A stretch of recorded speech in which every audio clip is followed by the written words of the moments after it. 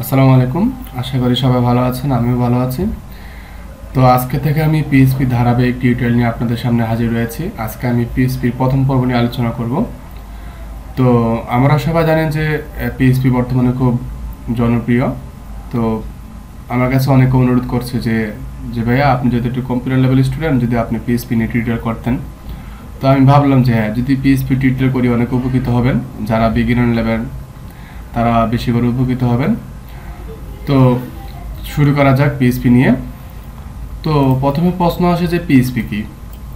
তো আমরা অনেককে যখন প্রশ্ন করি পিএইচপি কি, কেউ বলে যে পিএইচপি হচ্ছে সার্ভার সাইড স্ক্রিপ্টিং ল্যাঙ্গুয়েজ, আবার অনেকে বলে হাইপার টেক্সট প্রি প্রসেসর এবং পার্সোনাল হোম পেজ। তো এই তিনটিকে এক করতে গেলে আমরা বলতে পারি যে পিএইচপি হচ্ছে একটি সার্ভার সাইড স্ক্রিপ্টিং ল্যাঙ্গুয়েজ, যা ব্যবহার করে আপনি খুব সহজে একটি ডাইনামিক ওয়েবসাইট অথবা ওয়েব অ্যাপ্লিকেশন তৈরি করতে পারেন। তো এখান থেকে কিন্তু একটা প্রশ্ন আসে যে সার্ভার সাইড বলতে আমরা কি বুঝি এবং স্ক্রিপ্টিং কথাটা এখানে কেন আসছে। এখন সার্ভার সাইড বলতে আমরা কি বুঝি, তো এখানে স্ক্রিপ্টিং কথাটা আমরা যারা প্রোগ্রামিং করি তারা আমরা জানি যে প্রোগ্রামে আরেকটা শব্দ আছে স্ক্রিপ্টিং। আর সার্ভার সাইড বলতে বোঝানো হয়েছে স্ক্রিপ্টগুলোকে সার্ভার থেকে হ্যান্ডেল করা। যখন কেউ পিএইচপি ওয়েব পেজ ভিজিট করবে তখন ওয়েব সার্ভার পিএইচপি কোডগুলোকে প্রসেস করবে, অর্থাৎ যা দেখানো দরকার তা দেখাবে এবং যা লুকানো দরকার তা লুকিয়ে রাখবে, পরে HTML রূপান্তর করে ওয়েব ব্রাউজারে পাঠাবে। ওকে, এখন যেহেতু আমরা এখানে একটি শব্দ উচ্চারণ করেছি যে ডাইনামিক ওয়েবসাইট, এখন ডাইনামিক ওয়েবসাইট বলতে আমরা কি বুঝি। এখন আমরা সবাই বেশিরভাগই ফেসবুক ইউজ করি। তো ফেসবুক হচ্ছে একটি সোশ্যাল মিডিয়া মাধ্যম। ফেসবুক হচ্ছে ডাইনামিক ওয়েবসাইট, আরও ওয়েবসাইটের নাম আছে যেগুলো আমি নিচে আলোচনা করব। তো ফেসবুক কেন ডাইনামিক ওয়েবসাইট? ডাইনামিক ওয়েবসাইটগুলো ইউজারের চাহিদা অনুযায়ী পরিবর্তন হয় এবং এই সাইটগুলো আপডেট করা খুবই সহজ। যেমন দেখা যাচ্ছে আমরা যখন প্রতিনিয়ত ফেসবুক ইউজ করে থাকি, প্রায় এক সপ্তাহ পর পর ফেসবুকে কিছু নতুন নিয়মকানুন আসে। ফেসবুকের ডাইনামিক ওয়েবসাইট বিধায় এটা ইউজারের চাহিদা অনুযায়ী পরিবর্তন করতে সক্ষম হয়। তো পিএইচপি কেন ব্যবহার করব? পিএইচপি হচ্ছে একটি ফ্রি ল্যাঙ্গুয়েজ, এই জন্য আপনাকে কোনো পে করতে হবে না, বিনা টাকা ডাউনলোড দিতে পারবে। আর যতগুলো বিখ্যাত সিএমএস আছে, এখানে প্রশ্ন আছে সিএমএস কি। সিএমএস হচ্ছে কন্টেন্ট ম্যানেজমেন্ট সিস্টেম, অর্থাৎ যতগুলো বিখ্যাত কন্টেন্ট ম্যানেজমেন্ট সিস্টেম আছে সবগুলো পিএইচপির উপর নির্ভর করে। যারা ওয়ার্ডপ্রেসে কাজ করেছেন বা জুমলাতে বা দ্রুপালে কাজ করেছেন তারা অবশ্যই পিএইচপি আমাকে জানেন। আর টপ ওয়েবসাইটগুলো যেমন একটু আগে বলেছিলাম ফেসবুক, তেমনই ইয়াহু, উইকিপিডিয়া, ফ্লিকার, এগুলো হচ্ছে পিএইচপি দিয়ে তৈরি করা। তো পিএইচপি শুরু করতে হলে কী করতে হবে? তো স্বাভাবিক, যারা পিএইচপি শুরু করবেন তারা তো অবশ্যই HTML পারবেন। তো আপনাকে অবশ্যই HTML পারতে হবে আর CSS জানতে হবে। HTML বলতে আমরা বুঝি যে হাইপার টেক্সট মার্কআপ ল্যাঙ্গুয়েজ। তো এটা আমি পিএইচপিতে আলোচনা করব না। আশা করি যারা এই টিউটোরিয়ালগুলো দেখবেন তারা অবশ্যই HTML শিখে CSS এবং C ল্যাঙ্গুয়েজ জেনে তারপরে এই টিউটোরিয়ালগুলো দেখবেন। তখন আপনারা 100% থেকে 100% উপকৃত হবেন। আর এগুলো জানার পর যদি কোনো প্রশ্ন আসে মনের মধ্যে, যদি প্রশ্ন না বোঝে, তাহলে আমি আশা করি প্রত্যেকটি টিউটোরিয়ালের যে ভিডিওগুলো আমি চ্যানেলে আপলোড করব, প্রত্যেকটি ভিডিওতে কমেন্ট করে আপনারা জানাবেন যে কী কী আপনারা বোঝেন না। আমি আশা করি আপনাদের সবগুলো প্রশ্ন উত্তর দিতে পারবো। তবে প্রশ্নগুলো হতে হবে, প্রত্যেকটি টিউটোরিয়াল আমি প্রথম টিউটোরিয়ালটি বানাচ্ছি যে পিএইচপি আপনারা দেখতে পাচ্ছেন ওইটার উপর কমেন্ট করবেন, ঠিক আছে? আর অ্যাডভান্স কমেন্ট করলে দেখা যাবে যে আপনার প্রশ্ন উত্তরগুলো আজকে পাবেন না, পরে পাবেন। কিভাবে পাবেন? যে আমি যেহেতু ধারাবাহিক টিউটোরিয়াল আপনাদের সামনে হাজির হয়েছি, তো প্রত্যেকটি টিউটোরিয়ালে কিছু না কিছু ইম্পর্টেন্ট জিনিস থাকবে। তো প্রত্যেকটি টিউটোরিয়ালে এমন কিছু শেখানো হবে যে আপনাদের প্রশ্ন উত্তরগুলো আপনারা এখানে পেয়ে যাবেন। তো আশা করি আপনারা HTML, CSS এবং C জেনে তারপরে পিএইচপি শুরু করবেন। তো এর মধ্যে HTML আপনাকে ভালোভাবে পারতে হবে, এগুলো আপনাকে কম পারলে হবে, ঠিক আছে? এখন পিএইচপি করব। এখন পিএইচপি করতে হলে কী করেন, অর্থাৎ কীভাবে পিএইচপি আমি করব। এখন আমরা সবাই হোস্টিং শব্দটার সাথে পরিচিত। হোস্টিং একটি সার্ভার, অর্থাৎ আমরা যখন কিছু, যেমন আমি একটি জমি ক্রয় করলাম, তো জমি ক্রয় করার পর জায়গাটা কিন্তু আমার, ঠিক আছে? তো এটার মধ্যে আমি যা ইচ্ছা তাই করতে পারবো। এখন ঠিক তেমনি আপনি যখন পিএইচপিতে কাজ করবেন তখন আপনাকে একটি সার্ভার কিনতে হবে।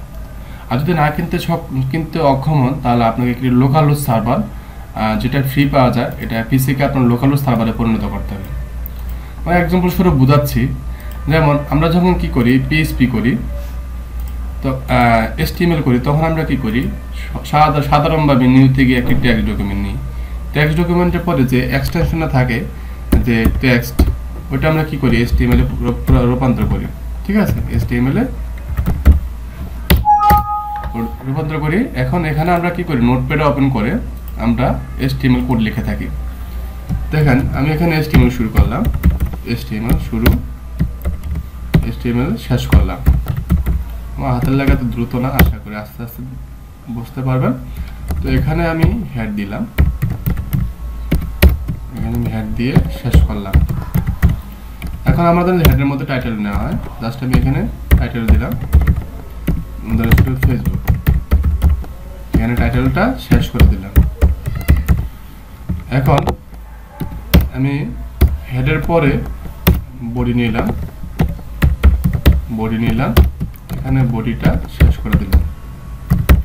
ওকে, এখন বডির মধ্যে আমি একটি প্যারাগ্রাফ ট্যাগ নিলাম, এখানে লিখলাম this is my first PHP class। ওকে, এখানে আমি প্যারাগ্রাফ ট্যাগটা শেষ করে দিলাম। এখন এটাকে আমি সেভ দিলাম। এখন সেভ দেওয়ার পর এখন কোডটা যদি আমরা রান করি, ব্রাউজ করি, ওপেনের দিকে যদি মোজিলা ফায়ারফক্স বা যে কোনো ব্রাউজার ওপেন করি, এখানে দেখতে পাবো যে টাইটেলটা ফেসবুকে এসে গেছে এবং এখানে বডির মধ্যে this is my first class এসেছে। ঠিক তেমনি আমরা যখন HTML এ কাজ করার সময় ডটের পরে HTML দিই, ঠিক তেমনি PHP তে কাজ করার সময় সবসময় ডটের পরে PHP তে কাজ করতে হবে। কিন্তু আপনি এখানে যেভাবে ওপেন করে, আপনি যেভাবে ব্রাউজারে ওপেন করে আপনার কোডগুলো দেখতে পাচ্ছেন, আপনি কিন্তু PHP তে এভাবে পারবেন না। এজন্য আপনাকে কি করতে হবে, PHP করতে হলে একটি লোকাল সার্ভার, আপনাকে পিসিকে লোকাল সার্ভারে পরিণত করতে হবে। এই লোকাল সার্ভারে পরিণত করতে হলে আপনাকে কি করতে হবে, SQL সার্ভার, অ্যাপাচি সার্ভার, এগুলো আপনাকে নামাতে হবে। কিন্তু এত ঝামেলা করার দরকার কি? তো লোকাল সার্ভারে পরিণত করলে এখানে আপনারা দেখতে পাচ্ছেন জ্যাম্প, ম্যাম্প এবং ল্যাম্প। এখানে জ্যাম্প হচ্ছে যারা উইন্ডোজ ব্যবহারকারী তাদের জন্য, আর ম্যাম্প হচ্ছে যারা ম্যাক ব্যবহারকারী তাদের জন্য, আর যারা ল্যাম্প হচ্ছে তারা লিনাক্স ব্যবহার করে। তো এই জন্য PHPটা প্রত্যেকটা অপারেটিং সিস্টেমে কাজ করতে খুবই সহজ। তো আমি যেহেতু একজন উইন্ডোজ ইউজার, তো আমি জ্যাম্প ইউজ করব। তো জ্যাম্প, এখানে প্রশ্ন আছে জ্যাম্প কি। একটু আগে আমি বলেছি যে অ্যাপাচি, MySQL, PHP সবগুলো সফটওয়্যার এখানে একসাথে বিল্ডিং করা থাকে। যদি আমরা জ্যাম্প ইনস্টল দিয়ে থাকি তাহলে সবগুলো ইনস্টল হয়ে যাবে। ঠিক তেমনি যারা ম্যাক ইউজ করেন তারা ম্যাম্প ইনস্টল দিবেন, আর যারা লিনাক্স ইউজ করেন তারা ল্যাম্প ইনস্টল দিবেন। ওকে, আর যেহেতু আমরা PHP তে কাজ করবো, আমাদের অবশ্যই কোড লিখতে হবে। তো আমরা কোথায় কোড লিখব? তো নোটপ্যাড শুধু যারা দেখতে পাবেন যে কম্পিউটারে বিল্ডিং করা থাকে, আর নোটপ্যাড প্লাস প্লাস আপনাকে নামিয়ে নিতে হবে।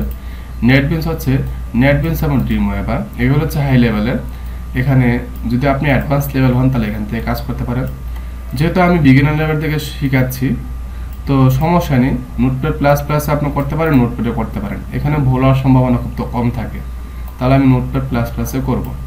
তাদের নোটপ্যাড প্লাস প্লাস নাই, তারা ইচ্ছা করলে আপনার নোটপ্যাড প্লাস প্লাস নামে নিতে পারেন। গুগলে লিখলেও আপনি নামাতে পারেন যে নোটপ্যাড প্লাস প্লাস, এই যে প্রথমে এসে গেছে, ঠিক আছে। অথবা কারো যদি এখান থেকে নামাতে সমস্যা হয়, ফাইলিপু.com থেকে আপনি ইচ্ছা করলে নামাতে পারবেন। ফাইলিপু.com এ ঢুকে এখানে নোটপ্যাড প্লাস প্লাস দিলে আপনি নামাতে পারবেন। যেমন নোটপ্যাড দিলাম, এই যে নোটপ্যাড প্লাস প্লাস। ওকে, তো এখন তো আপনার এডিটর নামানো হয়ে গেল। এখন আমি জ্যাম্প সার্ভার কিভাবে ইনস্টল দেব? এখন জ্যাম্প সার্ভার ইনস্টল দিতে হলে আপনাকে অবশ্যই কি করতে হবে, আপনাকে জ্যাম্প সার্ভারটা নামাতে হবে, সফটওয়্যারটা আপনার কম্পিউটারে ইনস্টল করতে হবে। তো কম্পিউটারে জ্যাম্প সার্ভার ইনস্টল করতে হলে আপনি ইচ্ছা করলে গুগল থেকে আগের মতো করে গুগলে জ্যাম্প লিখলে আপনি ওখান থেকে নামাতে পারবেন। যদি আমি গুগলে লিখি জ্যাম্প, প্রথম যে লিঙ্কটি আসবে apacheparents.org, এখান থেকে আপনি জ্যাম্প নামাতে পারবেন। অথবা ডিরেক্টলি apacheparents.org লিখেও আপনি এখান থেকে নামাতে পারেন। এখানে দেখতে পাবেন XAMPP for Windows, XAMPP for Linux, XAMPP for OS. এখানে আপনি ক্লিক করলে, অথবা এখানে আমি যদি ক্লিক করি click here for others version, এখানে ক্লিক করলে আপনি এখান থেকে ডাউনলোড দিতে পারবেন। যারা 32 বিট তারা এখান থেকে নামাতে পারবেন। অনেক সময় দেখা যায় যে 108 MB আপনি 32 বিট অনেক সময় কাজ করে না। তো আমি দুইটা সফটওয়্যার নামিয়ে রেখেছি। যে এখানে দেখতে পাচ্ছেন পিএইচপি ফোল্ডারে আমি দুইটা সফটওয়্যার, একটা হচ্ছে আপনার 139 MB আর একটা হচ্ছে 108 MB। যারা 64 বিট তারা এটা বড় যে ফাইল সাইজটা বড় সেটা ইউজ করবেন। এটা নামাতে হলে আপনি গুগলে সার্চ দিয়ে নামিয়ে নিতে পারবেন, অথবা আমি ডেসক্রিপশন বক্সে আপনাদের লিঙ্ক দিয়ে দেব, আপনারা সেখান থেকে নামিয়ে নেবেন। ওকে, তো এখন আমি জেম সার্ভার ইনস্টল দেব। তো এটা হচ্ছে আমার 139 MB যে ফাইলটা, এখন আমি এটা ইনস্টল দেব। আর আপনারা যেহেতু আমি জেম সার্ভারে কাজ করেছি, আমার অলরেডি সি ড্রাইভে আমার জেম সার্ভারটা ইনস্টল দেওয়া আছে। এই যে আপনারা দেখতে পাচ্ছেন জেম সার্ভার। তো আমি এখন এটা সি ড্রাইভে ইনস্টল দেব না, যেহেতু আমার সি ড্রাইভে একবার দেওয়া আছে। তো এটা আমি অন্য একটি আপনার ড্রাইভের মধ্যে ইনস্টল দিয়ে আপনাদের দেখাচ্ছি। জেম সার্ভার ইনস্টল দেওয়ার সময় আপনাদের অবশ্যই একটি কথা মনে রাখতে হবে, তা হচ্ছে যদি আপনারা যারা স্কাইপ ব্যবহার করেন, যে আমরা বেশিরভাগই স্কাইপ ব্যবহার করে থাকি, জেম সার্ভার ইনস্টল দেওয়ার সময় স্কাইপটা একটু কষ্ট করে বন্ধ রাখবেন, তখন আপনাদের জেম সার্ভার ইনস্টলতে কোনো সমস্যা হবে না। ওকে, এখানে ইয়েস দিবেন, ইয়েস দেওয়ার পর ওকে দিবেন, ওকে দেওয়ার পর এখানে নেক্সট দিবেন। এখানে যখন সিলেক্ট কম্পোনেন্ট লেখাটা আসবে, এখান থেকে দেখতে পাবেন সার্ভারের মধ্যে আপনার Apache, MySQL, FileZilla, FTP server, Mercury mail server, Tomcat এবং প্রোগ্রাম লেখার মধ্যে PHP Perl, PHP MyAdmin, Webalizer, ফেক্সএন্ডমিন এসে গেছে। তো এখান থেকে আপনাদের কাজ হচ্ছে, এখানে সবগুলো দরকার নেই, ইচ্ছা করলে আপনি ফাইলজিলা, মার্কিউরি মেল সার্ভার, টমক্যাট তুলে দিতে পারেন, এখান থেকে ওয়েবলাইজার, ফেক্সএন্ডমিন তুলে দিতে পারেন, কারণ আমাদের জন্য দরকার শুধু অ্যাপাচি আর মাইএসকিউএল। ইচ্ছা করলে যদি সবগুলো দেন কোনো সমস্যা হবে না। তারপর নেক্সট দিবেন। তারপর এখানে সিলেক্ট এ ফোল্ডার, যেহেতু আমার অলরেডি জেম সার্ভারটা সি ড্রাইভ ইনস্টল করা আছে, সো এটা আমার কি করব না, সি ড্রাইভ ইনস্টল দিতে পারবো না। তো আপনারা যদি সি ড্রাইভ ইনস্টল করেন, আপনি যেহেতু নতুন বা যারা নতুন কাজ করবেন তারা সি ড্রাইভ ইনস্টল দিবেন, বা যে ড্রাইভ ইনস্টল দিবেন না কেন, আপনার জেম সার্ভারটা থাকবে হচ্ছে প্রত্যেকটি ড্রাইভের জ্যাম, মানে যে কোনো ড্রাইভ, যেমন সি ড্রাইভে গেলাম জ্যাম, ঠিক আছে, জ্যাম্প নামে একটা অপশন পাবেন প্রত্যেকটি ড্রাইভে, ওইখানে আপনারা কাজ করবেন। তো এখানে যেহেতু আমার ইনস্টল দেওয়া আছে, আমি ইনস্টল দেব না। তো ইনস্টল দিতে একটু সময় নেবে, 5 থেকে 7 মিনিট সময় নেবে, আপনারা ওয়েট করবেন। আগে অন্যান্য সফটওয়্যারের মতো এটা ইনস্টল হবে। এখন যেহেতু আমার ইনস্টল দেওয়া আছে, এখন আমি রান করি, এখন প্রোগ্রামটা আমি রান করি। তো এখানে যেহেতু আমার জেম সার্ভারটা কন্ট্রোল প্যানেলটা আপনি এখানে অটোমেটিক্যালি দেখতে পাচ্ছেন, আপনাদের সময় এখানে নাও আসতে পারে, কারণ আমি যেহেতু অনেক কাজ করেছি এই জন্য এটা এখানে এসে গেছে। তো আমি আপনাদের যদি না আসে এখানে, তাহলে আপনারা অল প্রোগ্রামে যাবেন। অল প্রোগ্রামে গিয়ে আপনারা এখানে জ্যাম্প লিখবেন, XAMPP, তখন এখানে দেখতে পাবেন জ্যাম্প কন্ট্রোল প্যানেল। তো এটা ইচ্ছা করলে আপনারা ডেস্কটপে আনতে পারেন, মাউস দিয়ে রাইট বাটন ক্লিক করে সেন্ড টু ডেস্কটপ, ঠিক আছে, ডেস্কটপ দিলে আপনাদের ডেস্কটপে এসে পড়বে। অলরেডি আমি ডেস্কটপে নিয়ে এসেছি। তো এটা আমি এখন রান করব। ফাইলটা যখন আমি এখানে আপনার পিসিতে ওপেন করবেন, ওপেন করার পর এখানে দেখতে পাচ্ছেন যে ওপেন হচ্ছে, এই যে ওপেন হয়েছে ফাইলটি। এখানে এই যে ফাইলটা চলে যাচ্ছে কেন, 2 ক্লিক করেছি এই জন্য। এই যে ফাইলটা এসে গেছে, এখানে দেখতে পাচ্ছেন যে আমার জেম সার্ভারটা রানিং। আপনি যদি এখান থেকে ক্রস দিয়ে দেন, এটা কিন্তু যাবে না, দেখবেন যে এখানে আবার এখানে এসে থাকবে। যদি জেম সার্ভার একবার রানিং হয়, এটাকে প্রথমে আপনি স্টপ করে নেবেন, আপনার যে সার্ভারগুলো রান করেছেন, তারপর এটাকে কোয়াইট দিয়ে দিবেন। তারপর আমি এখন প্রথম থেকে রান করি, যেমন এই যে এটা হচ্ছে আপনার প্রথম, এখনও দেখবেন এখনও বন্ধ হয় নাই। তো এটা আমি স্টপ করে দিলাম, স্টপ করার পর কোড করে দিলাম। ওকে, এখান থেকে চলে গেছে এখানে। এখন আমি এটা রান করলাম, এখনো হচ্ছে না। হ্যাঁ, কারণ আছে, এটা অটোমেটিক্যালি রান হওয়ার কারণ হচ্ছে আমি কনফিগারে গিয়ে আমি এখানে অ্যাপাচি এবং মাইএসকিউএল ক্লিক করে রেখেছি, যে আমি যখন রান করব অটোমেটিক্যালি অ্যাপাচি এবং মাইএসকিউএল কি হবে, আপনার অটোমেটিক্যালি স্টার্ট হয়ে যাবে। দেখুন আমি এখান থেকে অফ করে দিচ্ছি, এখান থেকে অফ করে দিচ্ছি। এখন আমি স্টপ করে কোয়াইট করে দিচ্ছি। এখন দেখতে পাবেন যে আসবে না, দেখতে পাচ্ছেন আসবে না। এখন আমাকে কি করতে হবে, স্টার্ট করতে হবে, এই যে স্টার্ট, ঠিক আছে। তো যারা নাকি প্রতিনিয়ত কাজ করবেন, তারা এখানে ইচ্ছা করলে কনফিগারে গিয়ে এখানে আপনার অটো স্টার্ট ফর মডিউলস এখানে ক্লিক করে রাখবেন, অ্যাপাচি মাইএসকিউএল ক্লিক করে রাখে এখানে সেভ দিবেন, অটোমেটিক্যালি আপনার সেভ হয়ে যাবে। তো জেম সার্ভার তো এখানে রান হলো। এখন আমি জেম সার্ভার যে আমার কম্পিউটারে ইনস্টল হয়েছে, এখন আমি কীভাবে বুঝবো? এজন্য আপনারা যে কোনো একটি ব্রাউজার ওপেন করবেন, যে কোনো একটি ব্রাউজার ওপেন করে আপনারা লোকাল হোস্ট লিখবেন, লোকাল হোস্ট লিখে এন্টার দিলে আপনারা দেখতে পাবেন যে আপনার জ্যাম সার্ভার ইনস্টল হয়েছে কিনা। এই যে jam for Windows, welcome to jam for Windows, congratulations you have successfully install a jam on this system, অর্থাৎ আপনার জ্যাম সার্ভারটি খুব ভালোভাবে ইনস্টল হয়েছে। এখন আপনি পিএইচপিতে কাজ করা শুরু করবেন। তো পরবর্তী টিউটোরিয়ালে আমি কিভাবে পিএইচপিতে কোড লেখা শুরু করবেন, অর্থাৎ পিএইচপিতে মানে প্রথম কোড লিখবেন, এটা তো খুবই আনন্দের কথা। তো এটা আমি পরে টিউটোরিয়ালে দেখাবো। তো আজকে এতটুকু পর্যন্ত। তো আশা করি আপনাদের এই ভিডিওটি খুব ভালো লাগবে। আর আমাদের প্রত্যেকটি ভিডিও পেতে আপনারা চ্যানেলটি সাবস্ক্রাইব করবেন এবং প্রতিনিয়ত এই চ্যানেলটির সঙ্গে থাকুন।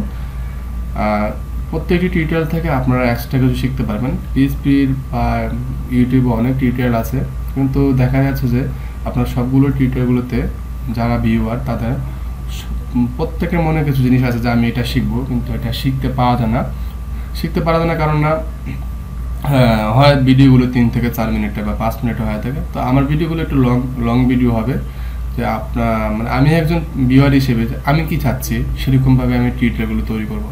তো আশা করি আপনাদের খুব ভালো লাগবে। ভালো থাকবেন।